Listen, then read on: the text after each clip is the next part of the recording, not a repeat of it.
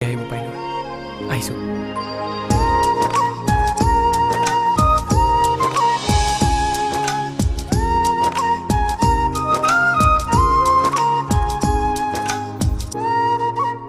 কোন আহিছিল দেউতা প্ৰবালদা মানে তহঁতৰ প্ৰবালদা তেওঁ ইহঁতৰ ঘৰলৈ কিয় গৈছিল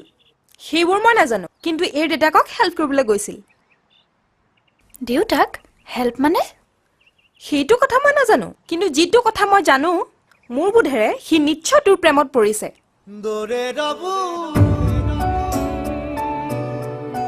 সেইকাৰণে হয়তো বেচেৰাই ভাবিছে যে কোনো ৰকমে যদি তোৰ দেউতাৰ প্ৰিয় পাত্ৰ হ'ব পাৰে তেনেহ'লে লাহে লাহে তোৰো প্ৰিয়তম হ'ব পাৰিব আৰু মোক যদি বিশ্বাস কৰ প্ৰবালদাৰ নিচিনা ভাল ল'ৰা খুব কমেই আছে